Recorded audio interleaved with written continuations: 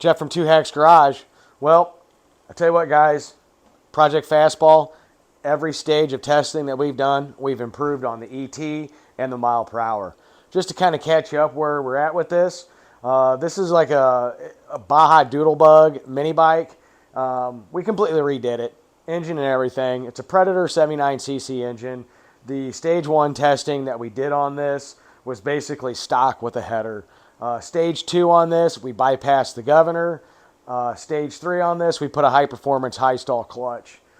As you saw in the last video, what we did with this, our stage 4 upgrade was adding a high-compression cylinder head. But unfortunately, due to the hot, rotten garbage weather we were having at the time, we weren't able to go out and test this thing. So since we actually do have some decent weather today, what we're going to do is we're going to hit our Cuban 400-foot test track, literally just right out in front of my house, and we're going to see what this thing will do.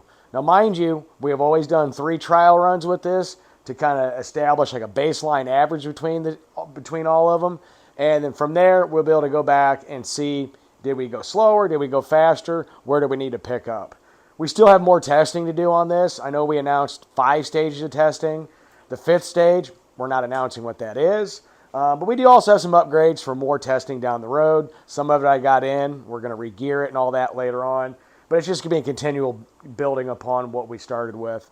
It's been a lot of fun with this. But I tell you what, guys, I'm rambling. I know he's anxious to go out and actually do some rumbling with this thing. So with that, guys, why don't we go find out what Project Fastball can actually do with all these different upgrades on it. See you soon.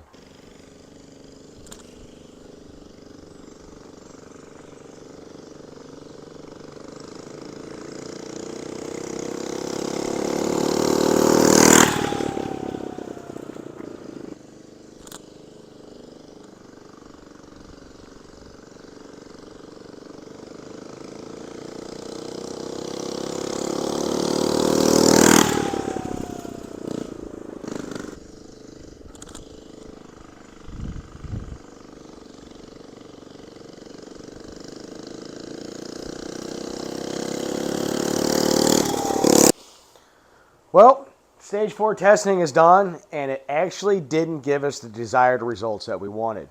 Now, mind you, stage 1 testing was 25 mile an hour.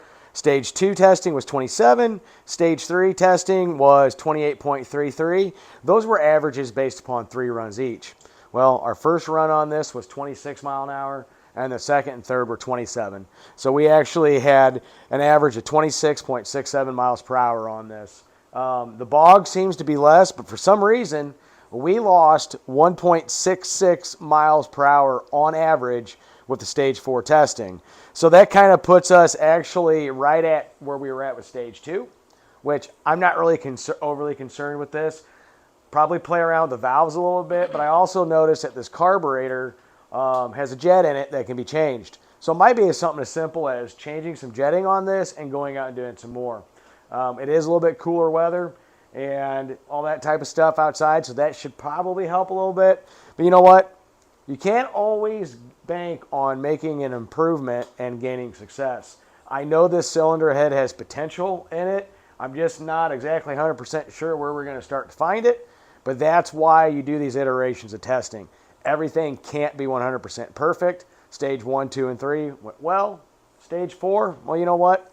Kind of fell flat on our face. Sounds a lot better, gets off the line better, but we're just not right there yet. So what we're going to do is we're going to go back to the drawing board. We're not going to take this cylinder head off.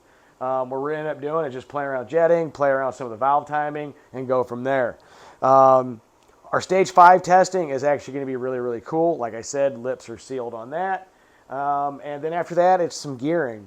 One thing I did notice when Jeffrey was riding this thing, it does have a little bit of chain slap in it. It's tight, but I'm going to end up getting a different chain at some point.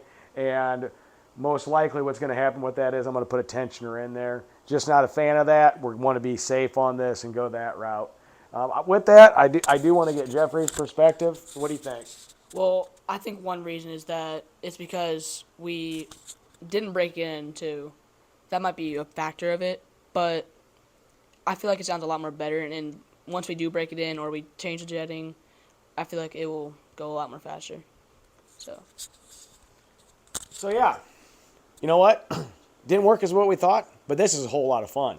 Anytime you get to play around something like this, it's cheap, it's affordable, you can have a blast with it, spend time with him.